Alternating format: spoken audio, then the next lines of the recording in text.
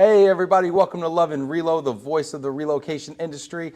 I am your host, Ben Cross, and I'm so blessed and honored to be here with Tom Grohmann, live coming from Houston at Movers International at Weichert here. Tom, so good to see you today. How you doing? I'm great, Ben. Thank you very much. Welcome to Houston. Yeah, thank you. I braved the rain and the soupy Houston weather. I'm from Dallas, so we always got to sit, take shots at our Houstonian, brethren down here. But it's good to be here, Tom. Great to have you. Yeah. First time? Yeah. It's good to be here at the Weichert office. It's my first time here. You know what? And you gave me the tour, by the way, which I appreciate. Hey, everybody, get in the comments, hit that like button, let us know who you are, where you are, check in with us right now. If you got comments for Tom, we're going to be talking about all sorts of stuff. We're going to be talking about kind of Movers International and Weichert and how that kind of came together. We're going to be talking about Tom's journey, household goods trends, freight trends, things like that. So yeah, get in the comments, let us know who you are, check in with us. But Tom, one thing you did when you gave me the tour, which I loved, because I'm an old household goods guy, I'm an old stick man, old bed bugger, as they say, right? Is there is a warehouse attached to this office. Big one. And there's very few relocation companies that actually have a working household goods warehouse attached to it. Yeah, it's quite a big facility here. Yeah, we've got 65,000 square feet of air-conditioned storage. Being in Houston, we need that, of course. Yeah. Due to the humidity in the summertime, but it's pretty much full. And full and clean. Yeah. Which, is saying something in late May. We're peak season here and you're keeping it clean. I got to give you credit for that, Tom. That's great. Yeah. No, that's super cool. We got Ian Imlock checking in here. What's up, Ian? Ian says, excited for this. Tom is the man. You got a fan? You got fans out there. Oh, I got a fan. Oh my Hey, gosh. Ian, how you doing? We got Sammy checking in from Gloma HQ. What's up, super producer Sammy? Thank you so much for making the show happen every day. Natalie Marshall Rose, hello from South Florida. What's up, Natalie? Where in Florida, Natalie? Let me know. Is it Miami or somewhere else? I'm going to Florida on Friday. Sandra Clary checking in. Looking forward to today's conversation from Alexandria, Virginia. It's good to see you, Sandra. Mark Schuler from Georgetown, Ontario, Canada. I know Mark very well. You know something about Canada. I do. I'm from Toronto, Canada. Wait, that's not a Houston accent I detect? No. I've been now in the United States, I guess, about 19 years. And I think, I would think so, but I'm probably wrong. I think I've lost most of my Canadianisms, and because they get pointed out to you, let me tell you. The first year that you live in the United States, they get pointed out to you left, right, and center. Yeah. In terms of, that's just the auto lights. If we Daisy, get in here and turn us on here. Move it around enough. We're being too still over here. You guys are being too environmentally friendly over here. It's so sustainable. Right. Thanks, Daisy. You might have to come in like 15 minutes, okay, Daisy? This is great. Put that in your RFPs, by the way, okay? As you see it here first, verifiable sustainability. But anyway, you were saying, we're pointing out your Canadianisms. So they pointed out to you, certainly when you move into the United States first, that we say all the time. And sorry. Sorry. Yeah, we're very, very polite. We should say sorry more often here in the United States. I feel like we're the ones that should be saying sorry more often. But anyway, that's a whole nother show. Yeah, Mark and I go back quite a ways. Actually, I hired Mark, I'm not sure how many years ago, but probably 25, something like that. Yeah. Go back a long time. Get in the comments here. Hit that like button. Michael Ronan checking in. Looking good, Tom. Hey, Mike. Yeah, what about me, Mike? Huh? I wore a jacket for this. You kidding me? I got a pocket square. He might have been talking about you. Kelly Jessen. Hi, Tom. One of my favorite people. Oh, Kelly. That's so sweet of you. Very nice to hear. Isn't that nice? Awesome. Well, I was always told I've got the perfect face for radio. That's what I was told. Yeah, I'm probably going to be going to radio soon myself. Natalie Marshall Rose lived in Toronto for a little over 8 years. Loved it. It's a great city. Mark Schuler said 1998. Okay. Heather Jameson, hello from Michigan. What's up? She's throwing out the mitt at me. We've got to watch that with the AI cameras. Get in the comments here. What brought you to the States, Tom? A relocation. So I was, after working, 19 years in Toronto at the company's headquarters, an opportunity opened up in the United States, in Los Angeles on the West Coast, and I was replacing somebody who was going to be moving to corporate, and they moved across the country. I got the ask in very cold January after a big snowstorm, hey, how would you like to move to Los Angeles? Was that a tough sell? Not really, no, it was pretty easy. My kids were young at the time. They were like 7 and 11, and they gobbled up the opportunity. They absolutely loved it. Really kind of their formative years were really in LA. They absolutely loved it. They weren't so crazy about it 8 years later when I said, hey guys, we're packing up, we're moving, halfway across the country. Did you remind them, hey, this really worked out well for us last time? I did. Trust Dad over here. I got a plan. They didn't want to give up the sunshine and the palm trees. So they've got sunshine down here and heat. Yeah. It's hot down here for sure. So what was the difference? I'm always curious. I love hearing stories of how people who are professionals in this business, what their experience as a transferee is like. And what was the difference moving when they're 7 and 11, because that's how old my boys are right now, to when they're teenagers? It's true what they say, don't move teenagers. So they were very reluctant to move again once they were teenagers. And look, I get it. They have had formed all of their friendships. They left one set of schools back home in Canada, adjusted, got all their new friends, were just ready to, like my daughter was just ready to finish up middle school. My son was in high school. Moving a high schooler, it's difficult 1 year before graduation. So oh my gosh. it was tough. So they weren't happy campers. Long term, everything's fine. They adjust. Yeah. My son here, he's now a banker.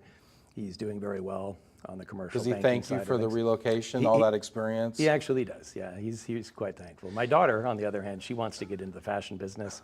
So either wants to go East back or to West LA. Coast is where she needs to be. So Not H-Town, huh? she's looking, she works now in that industry, but not quite where she wants to be. So she's looking to get back to the West Coast for sure. I think I have a theory about this. I'm going to run this by you, okay? I have a lot of wild theories, okay? And this show is not by any means news. It is not empirical data. It is not a scholarly study. It is all conjecture and anecdotal evidence, okay? Seat of the pants. But here is it's a big seat, okay? It's a big okay. They say trust your gut. I got a lot of well-formed opinions, okay?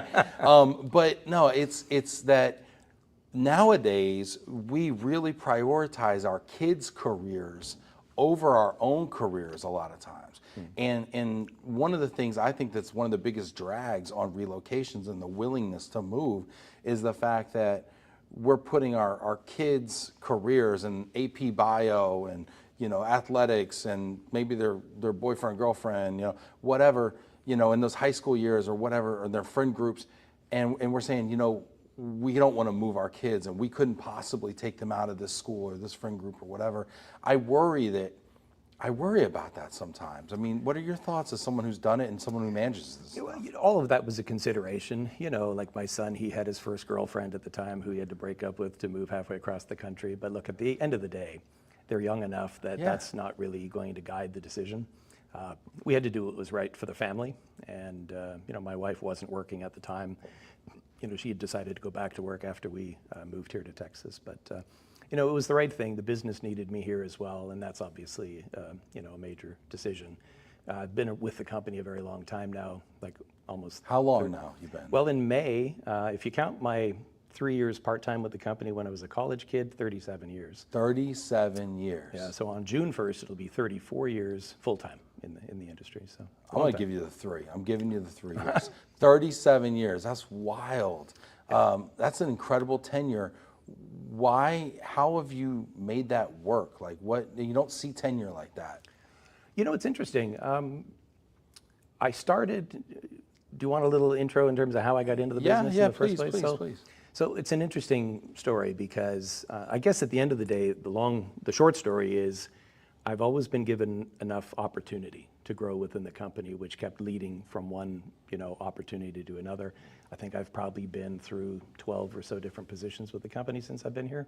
So you had upward mobility. Yeah, and that's what keeps you. But, it was interesting how I got into the business. I went to the University of Toronto and I got a finance degree.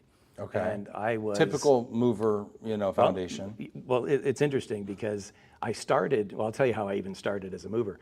I had a job in the summertime. I paid my own way through college, and I had a job as a garbage man for the city of Toronto. I was all ready to get started. So used furniture was a step up. Well, it was coming. It's coming. So I was hired as a garbage man. I went and they gave me this list of inoculations about this long that I had to go get.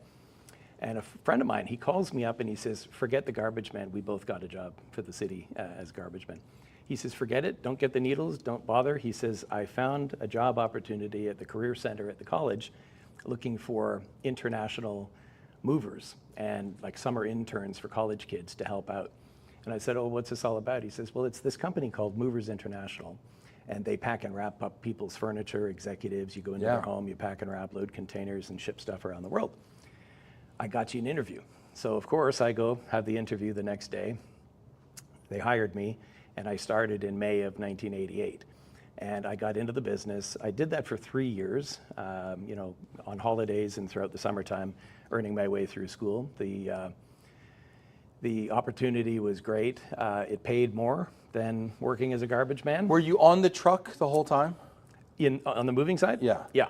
Okay. Well, no, sometimes in the warehouse as well. So, you know, we worked in customers' homes, packing and wrapping furniture, crating air shipments back at the warehouse, working in the warehouse, doing all aspects of the job. They often sent me on out-of-town jobs so that I could get overtime and that sort of thing. It paid more to do out-of-town jobs. So I really didn't have a huge appreciation for what happened in the office. And I didn't ever consider this industry being something that I would pursue full-time. So if you fast forward the 3 years until I graduated, I got my degree in finance from the University of Toronto. I got a job offer, 2 job offers as a financial analyst, one for Procter & Gamble and one for Xerox. And they said job offers are contingent upon a successful reference check. So I came into the office to talk to my old boss. And I said, hey, listen, I've got these job offers. Would you act as a reference for me? And he says, yeah, sure, happy to. He says, but hey, hold on a minute. What are you looking to do? I said, well, I got a finance degree and I've got these job offers as a financial analyst. And he said, well, hold on a minute. Would you talk to one of the guys down the hall in corporate? We're looking to hire a contract position in market research to help us open some offices south of the border. Remember, I was in Canada at the time. Yeah. So I explored that. Long story short, I took that job at a fraction of what the P&G or the Xerox jobs were going to pay me. And I started with the company. Did that 18-month contract. The company opened several offices in the United States. In fact, this one that we're sitting in right now was opened as a result of the market research studies. As a result of your contractor analyst work up in Toronto, fresh out of college. All those years ago. You deemed this a good site, a good place to open an office. Yep. Well, thank you for that, Tom. I wouldn't be here without you. Well, the company wanted to build bricks and mortar, Yeah. you know, and make an investment in the community and make sure that there's enough controlled business in these markets to do that. Yeah. So that's what the marketing job was about. And then when that ran out, I'll tell you why I took the job instead of the, you know, better sounding jobs on the surface. Being a financial analyst for a big Fortune 500 company sounds pretty that appealing. does sound pretty good, I'll be honest with you. But you know, the chairman of the company, the founder of the company, he interviewed me as well after the hiring manager said, hey, I think we'd like to hire this young guy. And he pulled me into his office. He had this big, huge desk and his big leather padded chair. And you know, I was ready to sit in front of him at his big desk, and he pulls me into the corner, into a little square table in the corner with 2 chairs on either side. And he has a conversation with me about the fact that this is a business that we really try to promote from within, and that he'd recognized the work that I'd done for the company on a part-time basis. And he described the job to me that I was being offered. And he said, listen, at the end of the 18-month contract, he says, I just want you to know that if you work well for us and we work well for you, we'll create a job for you to keep you. We're always looking for good people. And that's all it took. I talked to my dad, who gave me a lot of good advice as I grew up. And he said to me, you know, son, he says, it may be very appealing to take this better paying job on the surface with a big fancy company name. Yeah. But I think you have more room to grow with this smaller company. It's also a local company in the community. And I think you'd probably do well. And sure enough, I think I've been now through 12 different positions with the company, and the company has really transformed over the years. But I never thought about working in the moving business. I did it as a summer job, thinking, I'm just going to pay my way through school. You know, I'll finish, go work in finance. And honestly, I'm glad I didn't. When I did my job interview with these 2 companies, they both put you through that psychological testing, Sure. where they ask you all these weird questions. You know, apple is to sky as grass is to What does blank. this ink blot tell you? And, you know, I asked the questions. They said at the end, you know, do you have any questions for us? I said, sure. I said, so what's the job title? They said, well, it's Financial Analyst 1. And I said, okay. And how long might somebody expect to be doing that? They said, well, you know, 3, maybe 4 years. Wow. I said, and then what? Well, financial analyst 2. And I bet that there's went a on 3. through 3 or 4 levels. And at the end of the day, I came to the conclusion that, this would be a big company where you'd probably get lost in the shuffle and you'd be a number. What I've always loved about this industry and this company in particular is that, they've always known me for who I am. They know my kids' names, my wife's name. Yeah. There's always been an interest in us as people, individuals. And, the company's gone through a lot of change. So when I joined the company back in '88, it was called Movers International. Yeah. We went through some change in the early to mid '90s where we got into the international relocation business and then the domestic mobility business through the acquisition of another company. And at one point we had 3 logos, one for Movers International, one for our international arm for mobility, and then one for the domestic.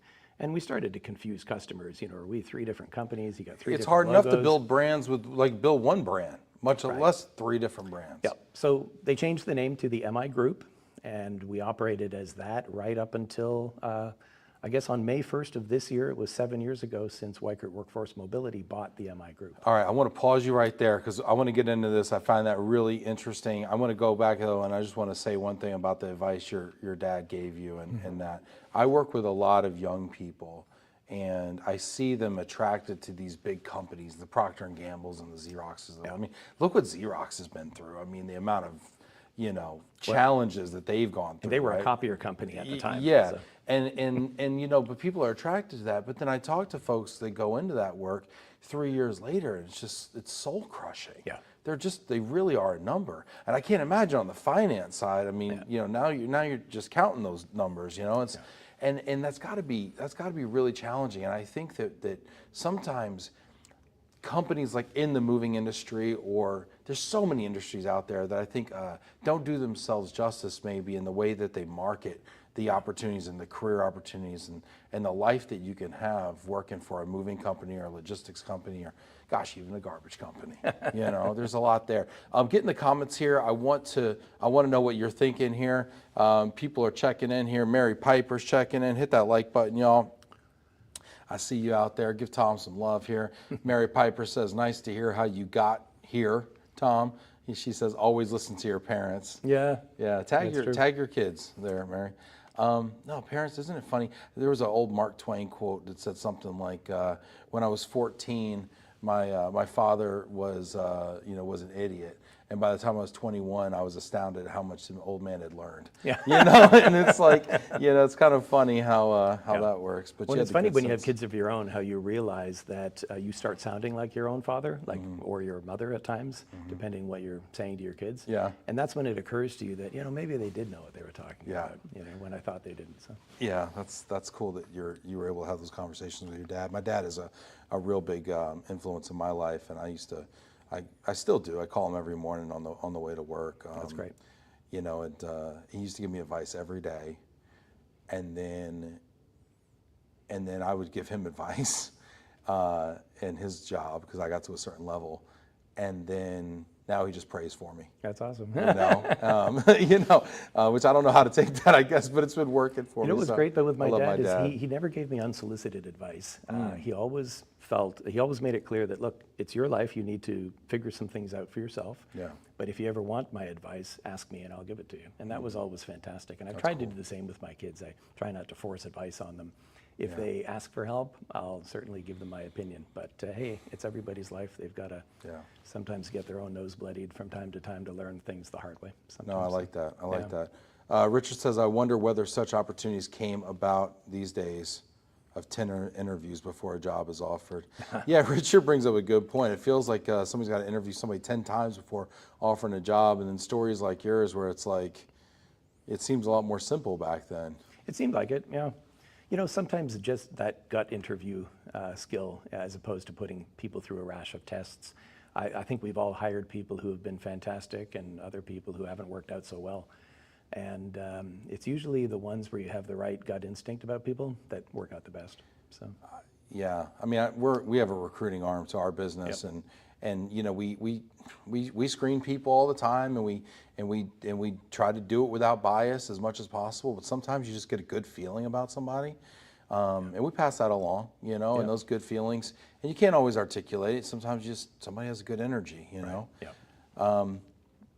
This is interesting here. Good comments, Richard. We got a question. You know what? I'm gonna save this one, Mark. Yeah, let's see here. We had some questions coming in. Get in the comments here, and but I want to touch on the where you left us, Tom. You said 7 years ago, Weichert acquired MI Group. Right. What was that like?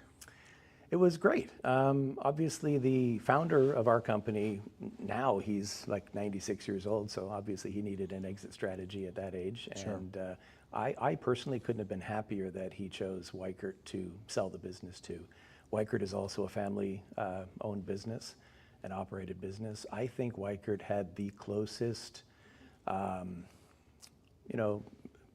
company Culture, maybe? culture, yeah. Kind of fit? Yeah, absolutely. I think to what the MI Group was at the time. Weichert was a bit bigger than the MI Group, but I think that the addition of the MI Group to Weichert was handled really, really well. I was part of the integration team that brought the two companies together, which was a real pleasure from my perspective. I represented client services and each of the functional areas of the business. We had a Weichert person and a MI Group person who collaborated, and we took a look at the processes that each company had, and we decided to go forward with the best of those two processes. And what was really That's cool. important to me, So there's an opportunity there to kind of pick the process Yeah. that works the best. yeah, and fine-tune things and go forward with the better of the two worlds. And what really made me feel good was the president of the company. We were gathered in New Jersey in the headquarters in this room where they were, taking us through how we were going to tackle this whole integration. And he made a very interesting statement, which I remember today. He said, Weichert has acquired a number of companies over the years, and we're going to do this one a little bit differently. We're going to take a look at both companies and choose the better of the two. It isn't necessarily going to be the Weichert way. Yeah, that's really interesting because you always assume the bigger company, the buyer, the acquirer is going to absorb the other, and they're going to have to assimilate into. The smaller is going to assimilate into. Right. But that's interesting. There's a lot of wisdom, I think, in that approach. I thought so too, and it was fantastic, and it worked out quite well. The companies today they integrated very well. And where I found myself today, because I had a lot of experience on the household goods side of things, growing up with the business, the company approached me and said, "Hey, listen, can we talk about this international moving business that MI has?" It was integrated into everything that the MI Group did, so we didn't separate household goods out from relocation management. But what we decided to do was to make Movers International, which was a trademark name at the time, which carried forward into Weichert, to create Movers International as a centralized services team here in Houston, where our team focuses solely on household goods, and we serve the different regional offices of Weichert and their clients. So we have 100% focus just on household goods. So my team are all skilled forwarders and household goods counselors. We're skilled in all of the requirements of moving household goods anywhere around the world, customs regulations, risk management issues, that sort of thing. Yeah, cool. So We got some comments here coming in. If you need to clear the palette there too. Oh, hit that. Oh, there you go. There you go. Julian says, Tom, are you planning to move back to lovely Toronto?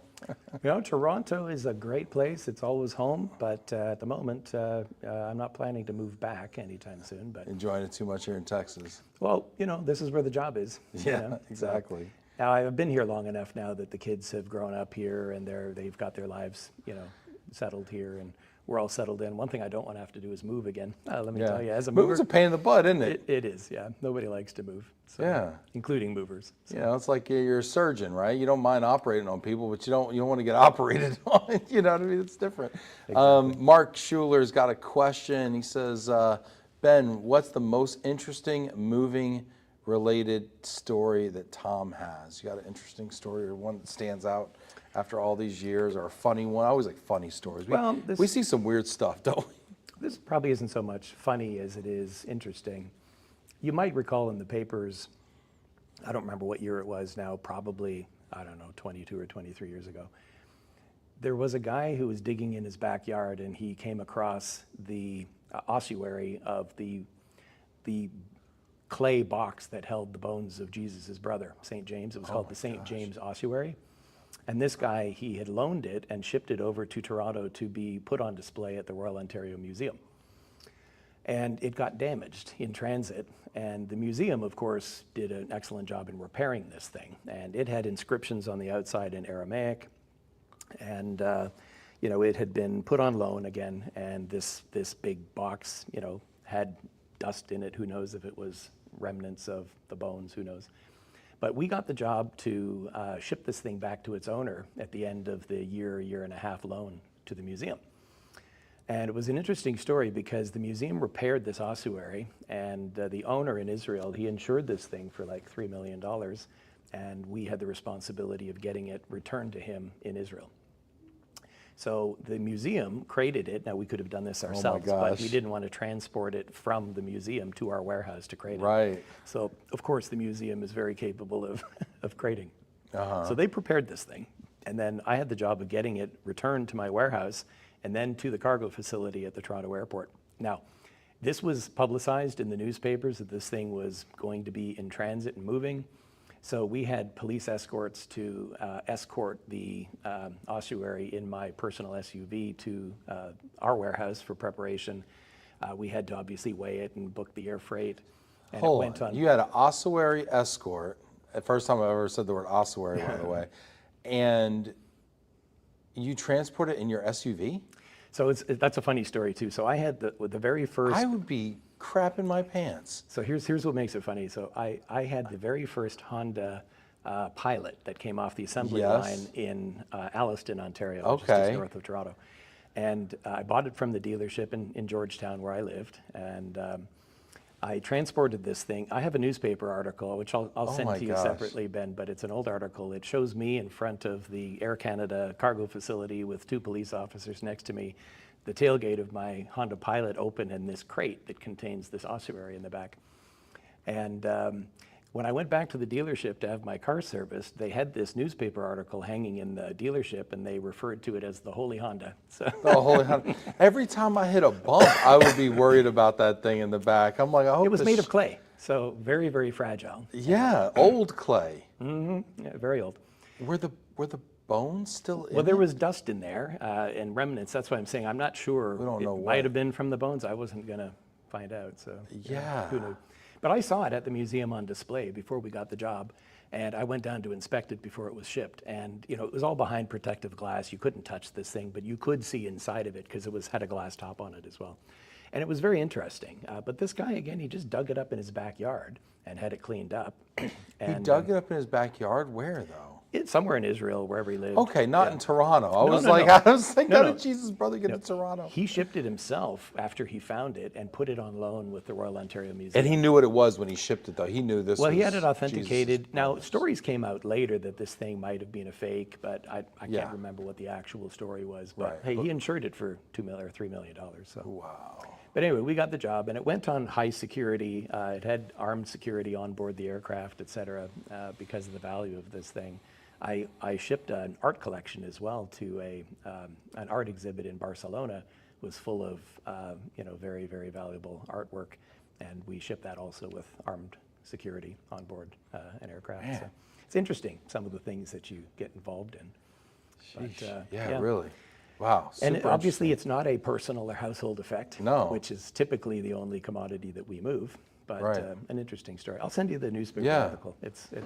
Yeah, to I'd take love a look that. at. No, I'm always fascinated though. Like here in the States, we're very narrow in our focus, right? Used household goods only, right? Mm-hmm. Like, we don't like to really, if it's too expensive or it's too heavy or it's too bulky, we don't want to do, or too technical or whatever. We don't want to do it, And I look at other countries like over in the UK, and they have this massive fine arts, shipping and removals type of business over in Europe. Yeah. And the Germans are carpenters, for goodness sakes, right? Like, and you look at the Japanese, the way that they move, right? And you just look at the sophistication. And I just can't help but wonder, and your story just makes me think about this, are we missing the mark here in the States? Are we missing such a big unaddressed market where all these other niche players can come in? And I always say the riches are in the niches, or in France, right? The riches are in the niches. Yeah. You know what I mean? But I'm wondering, are we missing the opportunity here? Could we be shipping ossuaries, people? This was, I presume, a once in a lifetime sort of a thing. But, Yeah, once in a lifetime, no pun intended, huh? Jeez, look at this. Yeah, another interesting one was I got to move, a number of celebrities over the years. I handled, well, I probably shouldn't say. I'll keep that. Well, they don't. I promise you, they don't watch the program. No, I promise you, no matter who it is, they don't watch the program. The most famous person we have watching right now, Steve Weichert, president of the California Moving and Storage Association. He says we love to do the twos. The twos? We love to do the twos. Okay, cool, man. What's up, Steve? Steve's got a massive wine collection. I bet somebody can make a fortune moving that thing. Julie Sujak. Hi, Tom. Hey, Julie. What's up, Julie? Julie's good people. She is. Julie, didn't we take a scooter ride through Cincinnati? That's another show. Gosh, I could talk to you forever about moving, and I want to, Tom. But we got to keep it moving here. Hey, you want to play a game with me? Sure. Have a little fun? Sure. All right, let's do it. Let's play overrated, underrated. Do you know how to play the game? I've never played it before, but I presume you're going to. Here we go. There's basically two things you got to know. I'm going to give you a topic, and you're going to tell me if it is overrated or underrated. Okay. And then I will tell you if you're right. All right, let's get going. Overrated, underrated. The first one up, tariffs. Overrated. Overrated. Yeah, that's causing nothing but trouble. Yeah. Well, and it's funny when you say overrated too, because it is causing nothing but trouble. Yeah. And then they put them out, and then they pull them back, and sometimes they haven't done anything but cause consternation. Yeah, uncertainty. Yeah. Yeah. I have this theory, that I think before the elections, I think a lot of people were looking forward to, what's going to happen, who's going to win the election, so that we'll have a clear picture of the next 4 years. Yeah. Right? So there was I was saying delay. that. I think a lot of people, maybe executives running big businesses, were probably delaying implementation of any significant strategy. Yeah. Until we kind of knew what the next 4 years was Wait going to and look see like. for Right? all of 24. Yeah. And then, of course, now we find ourselves in the situation where there's constant change and uncertainty. And I think personally, that's just causing corporations to continue to delay implementation of any significant strategy. Yeah. So what's that do for our business? I just think it's kind of, we're again not really in this steady state position that, everyone would like to be. Yeah. You know. Yeah, tariffs definitely overrated. All right, 1 point for Tom. Let's keep it moving. Overrated, underrated, cryptocurrency. Oh, overrated. Overrated. All right. These NFTs, I got one from going to a movie at a couple of years ago. Better save that thing. I don't know what value it has, if it's worth anything. I'm not sure that the crypto has really turned into what people thought it was going to. Not at this stage, anyway. Yeah. And I think it's maybe a little overblown, personally. But. Yeah, I think my Bitcoin's over 100K a Bitcoin right now. Have you? Yeah. I got a few. I got like 30 grand in Bitcoin probably. Yeah. What'd you start with, though? That's the thing. About 30 grand. Yeah, there you go. No, I probably started like 20. Oh, that's good. Yeah, well, it's not I got a bad little little bit, and it's return. done nothing. It goes up and down, and it It's just fun kinda, to watch. At the end of the day, yeah, but I put very little in. Yeah. And at the end of the day, it's pretty much where it started. You want to so. get like a little bit just in case it like goes to the moon and you're not left in the cold like with these stupid U.S. dollars. You want to make sure you have a little something. Well, I could say the same about some of the stocks that I have as well. They've Yeah. gone up and Oh, down. those and are- just, yeah, for they're sure. worth today what I paid for. Yeah. Do you remember? When I think of crypto, before crypto was blockchain.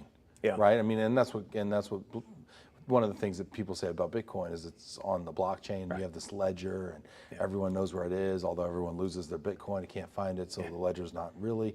But anyway, but I always thought blockchain was going to have this really revolutionary impact on the shipping industry with chain of custody and things. And I haven't seen it. Now maybe I'm not in the nuts and bolts enough, but I haven't seen it. Well, neither have I, and maybe I'm not either in the nuts and bolts of it, but I'm not sure that, I fully grasp the entire concept of it. But, even like mining for Bitcoin, you know what I mean? So Yeah. I think that doesn't make a lot of sense, but Yeah. yeah, it's, I don't know. I just think it's a bit overblown personally. I'm not sure. That Yeah, it's really, definitely hard to find the utility of it, but the value's enough right now that, I mean, gosh, Yeah. if they ever find a use for it, I mean, the thing could go to the moon.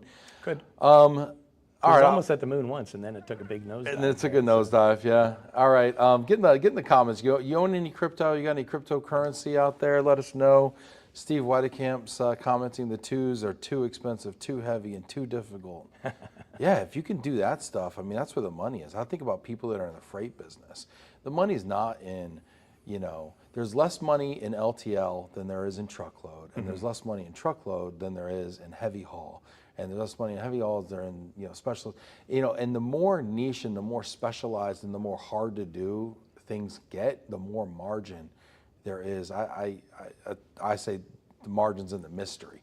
If people don't know how to do it, you can make money on it. If everybody knows how to do it or thinks they know how to do it, like hiring a mover, things get commoditized pretty quickly.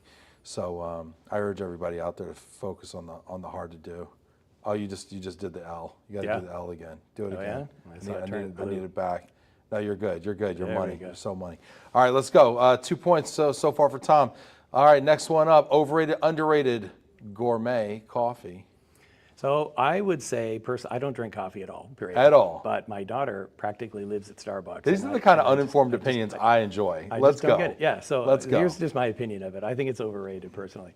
Now, again, from a guy who doesn't drink coffee, I hear that coffee place, like donut stores, have good coffee, sometimes better than Starbucks. I'm naming Starbucks. You're picking at a wound right now. Yeah.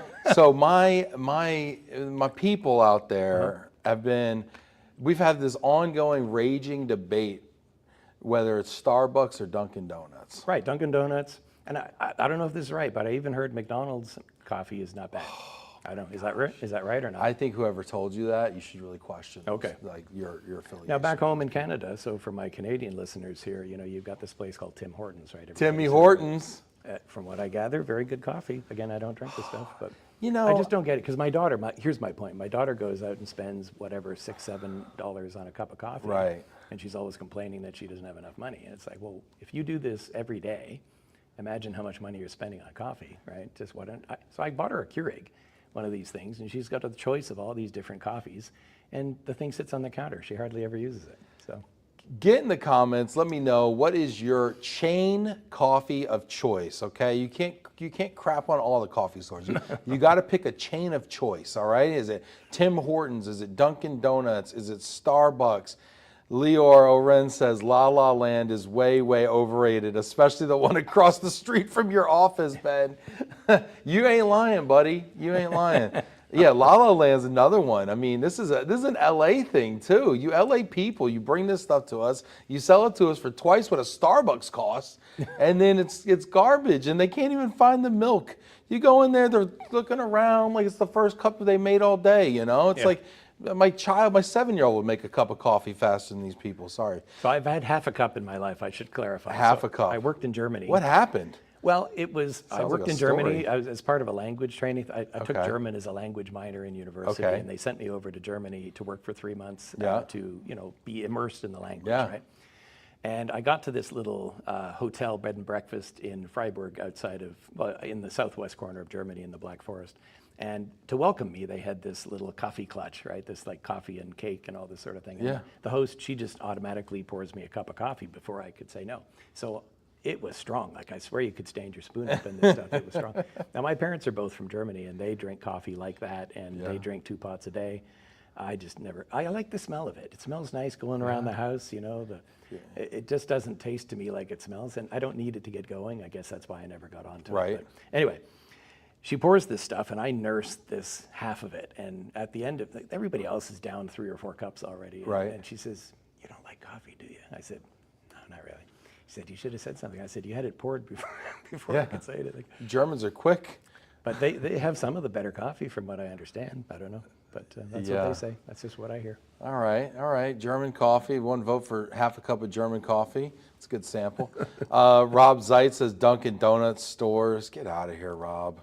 You know I love you, Rob, and you're wicked smart typically, but that Dunkin' Donuts take is tired. Oh, Dunkin'. Dunkin' is terrible. So are you a coffee drinker? Yeah, I am. What's your thing? You know, I like a home brew. I do a little Bustelo at home. Nothing wrong with a little yellow Bustelo, you know. We do it at the office too. I spring for the good stuff. I'm a great boss, you know. Good. And you know, if I'm out and about and I'm doing a, you know, I got to do a chain store, I'll do Starbucks. There's nothing wrong with Starbucks. People crap all over Starbucks and they say it tastes burnt. I mean, there's nothing, Leo, there's nothing wrong with Starbucks. I got the peanut gallery over here. No, I think Starbucks is very suitable, you know. Tom's phone disagrees with me. Sorry, I'm having trouble hearing you. Yeah, she thought it said Siri. Oh my gosh. So yeah, I guess if I have to, it's, you know, it's Starbucks. Let's get, you know what, gourmet coffee. I don't know. I think gourmet coffee is overrated. You do? Okay. Because if it takes too long to make, at some point there's a utilitarian aspect to coffee. All right. So is that another point for me? Another point for Tom. Tom's on a roll. He's on a heater, y'all. All right, 3 points for Tom. Let's keep it moving. Overrated, underrated, watching the Toronto Maple Leafs live. Honestly, every time I go to a live sporting event, I honestly think I'd get a better view watching it at home on TV. Yeah. I went to a golf tournament. I'm an avid golfer. I love to play golf. And I went to this golf tournament, and I'm standing in the crowd, you know, 15 people deep. I can't see a thing. And Yeah. At home. When it's down on the boards, too, and I you're like, know, where's the puck? Yeah, exactly. But you get a better view on TV personally. But my poor Leafs, they lost again. They choked, as they always do, Game 7. So, and I stopped watching after that. So. Yeah, your Leafs are like my New York Knicks. I mean, we're just happy when they get to the second round of the playoffs. You know, it's like, yeah, hockey. Listen, I love watching hockey live because they skate so fast. They say the fastest sport on 2 feet. You know, they crunch into the boards and all that kind of stuff. Yeah. But man, that puck is so dang hard to find. Yeah, it is. Yeah, that's the thing. It moves so fast. Yeah, how the announcers keep up with it all. But I think most people would disagree. They'd rather go to a live game. But personally, I think I get a better view of it at home. I'm with you. And I like homes. there's no sporting event that's affordable anymore, though. That's the other thing. Yeah, you spend. I went to a Dallas Stars Western Conference Finals game. Was it a year and a half ago? They were playing the Vegas Knights. It was a Game 6. They lost that game like 7-1. I must have paid. I took me, my stepfather, and my father-in-law. I must have paid $350 a ticket, $400 a ticket to go to that. So I was in for like $1,200. Yeah. We got the doors blown off of us. We were down 3-0 in the first period. Yeah. I was like, listen, we're going down to the bar. We're going to drink until they score a goal. And then we're going to decide if we want to go back to the seats. Yeah. And we did that, and we decided we did not want to go back to the seats. We just drank in the bar the whole time. And I'm like, you know, for $1,000, I could have bought an 85-inch television. When I have people that go to the Super Bowl that didn't get tickets for free somehow, like how they afford this? Like it's $5,000. The worst seats, if you're lucky, $5,000. Yeah, not for me. I will go to the Super Bowl one day. Sandra Clara, I make my coffee at home, but for general coffee, out and about, I like Starbucks. Though I'm a big fan of Cuban coffee when in those locations. Yeah, Sandra, that's a very makes sense approach, Sandra. Shout out to Sandra. Patrick Marble, nothing wrong with Starbucks. Nothing wrong with Starbucks except the taste. Jeez, Patrick. You know, oh, I love you guys. You're hilarious. All right, we got one more. That's 4 points. He's on a roll here. Overrated, underrated, Buc-ee's. Oh, I think it's underrated. It's wonderful. It's probably the best. For those of you who don't know, it's this Texas gas station chain. The places are absolutely huge. Yeah. You know, Ben and some guests that he brought down did a little stop off on the way down from Dallas. These are the most enormous gas stations you've ever seen. Huge. You go into the men's room, there's got to be, I don't know, 50 or 60. More bathrooms in there than at the Leafs. The Leafs Stadium. Yeah, well, that's a trough. Yeah, I know, that's a trough.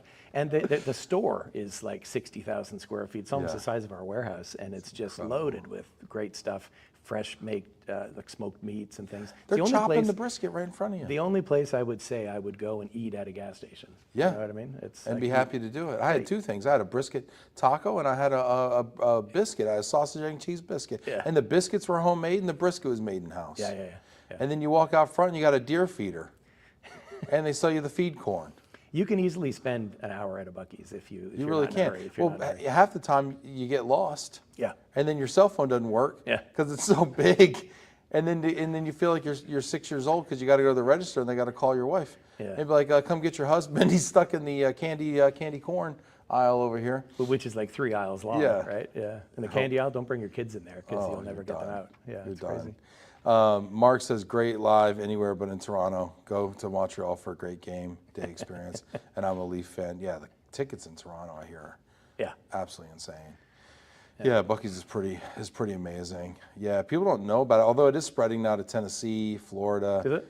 Yeah, they don't have them out like California or New Yeah. York. I mean, No. I think Buc-ee's will be everywhere in 10 years, but And they're always between the major cities on the main highways. Mm-hmm. So, but great place to start. And the only place that my wife will ever use a restroom at a gas station because they're so clean. spotlessly clean. They're like an In-N-Out. You know what I mean? I feel like they have a person in there cleaning them constantly. They must have. Just all they do is clean the bathroom.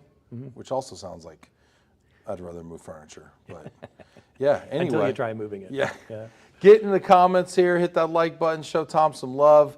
Tom, you went a perfect 5 for 5. How does it feel? That's great. Yeah. Awesome. Just excellence, just pure excellence. Awesome. Sammy, take it down. All right, cool. Get in the comments here and show Tom some love. Tom, we're going to get out of here and get out of your hair and let you get back to work, but maybe you want to leave people with a final thought? Oh, final thought. I don't know. That's a tough question. That's the toughest question you could ask me. Final thought about what specifically? Yeah, I don't know, man. Whatever's on your mind, you know. Be good to people. Be Yeah. good to each other. The world we live in today it's become too harsh, too negative. You know, let's look at the positive. Let's be kind to one another. I think that's the best final parting thought that I've got. So It's beautiful. that would be nice to see us return to the way things used to be. So, I like that. yeah, kindness. Kindness. Pay it forward. You know, love it. I'll tell you a quick story about Yeah. that. That was really interesting. I was at the drive-through maybe 2 weeks ago, and I pull up to the window, and she gives me my bag, and she didn't ask for any money. And I said, "What's up?" She said, "Oh, the guy in front just paid for your meal." So I decided to do the same for the guy behind me, and little did I know that his bill was $38 at the drive-through. But he must have had the soccer team in the back seat with him. Yeah. But it was such a nice feeling because that had never happened to me before. Oh, wow. I've heard about it happening to other people. It never happened to me. And now I'm going to do that every once in a while. Don't It's do it just- at Buc-ee's. No. They might have a grill. They might have bought a smoker. With all the smoked meat. Yeah, I know. I'll take 10 pounds of brisket. They might have bought an Yeah. actual grill out front. Yeah. Yeah, but that's probably the way I'd choose to end it. That's yeah. pretty cool. Yeah. Thanks everybody for watching. Get in the comments there. Show Tom some love. Appreciate y'all watching. We wouldn't have a show without you, so we really appreciate it. I am going to go on vacation. So Friday, I'm taking my family to Florida. We're doing our annual 1 week in Florida. So I'm going to be off the grid, so you won't see me next week, hopefully. But then I'll be back after that. So Disney World?